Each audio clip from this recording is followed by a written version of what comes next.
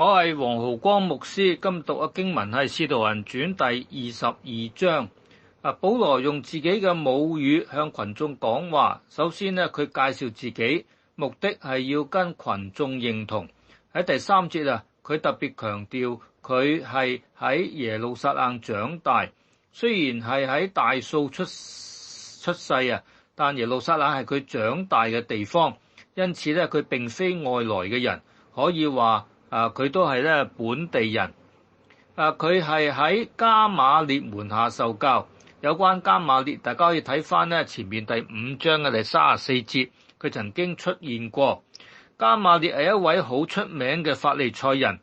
跟住保羅講佢未信主之前呢係點樣逼迫基督徒，佢又點樣咧信主，點樣悔改受洗，點樣奉差遣呢去傳道。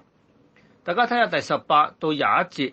第18節咧主要係佢離開耶路撒冷，因為耶路撒冷啲猶太人咧係即係唔接受佢啦。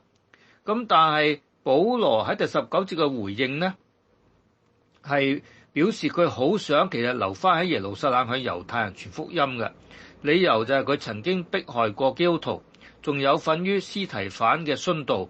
而家佢信咗主啦，係最有力嘅見證人，就係一個曾經係虔誠嘅猶太教徒，仲逼迫信耶穌嘅人，而家反過嚟信咗耶穌，仲熱心傳福音，豈唔係向翻猶太人傳福音嘅最有效嘅咩？但主耶穌就唔同意，要佢離開耶路撒冷，向外邦人傳福音。當佢一提到外邦人呢，群眾就有反應啦，中斷咗保羅嘅說話，認為佢應該死。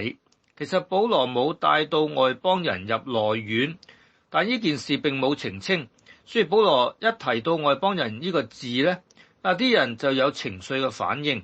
第23節講眾人喧嚷，摔掉衣裳，把塵土向空中揚起來。呢個動作呢，係表示對保羅厭惡同埋棄絕，認為保羅係褻瀆神，係抵死嘅。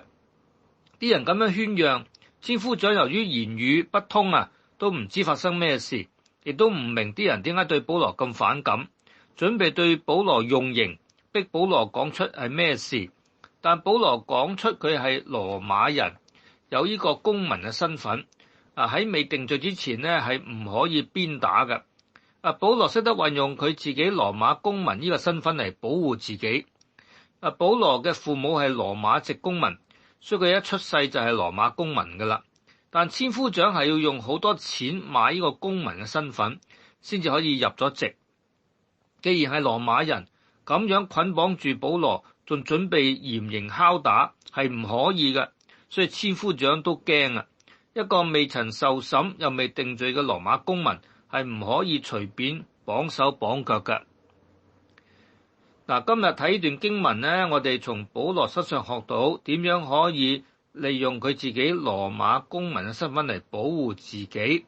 除咗身份之外呢，我哋都有法律嘅保障，有憲法賦予嘅權利，我哋都要懂得運用嘅。好，我哋祈禱，主啊，你幫助我哋認識我哋自己應該有嘅權利，俾我哋咧係有膽量，知道咧點樣可以運用我哋法律俾我哋嘅權利咧，嚟保護我哋呢個信仰嘅自由。奉耶穌基督嘅名祈禱，阿門。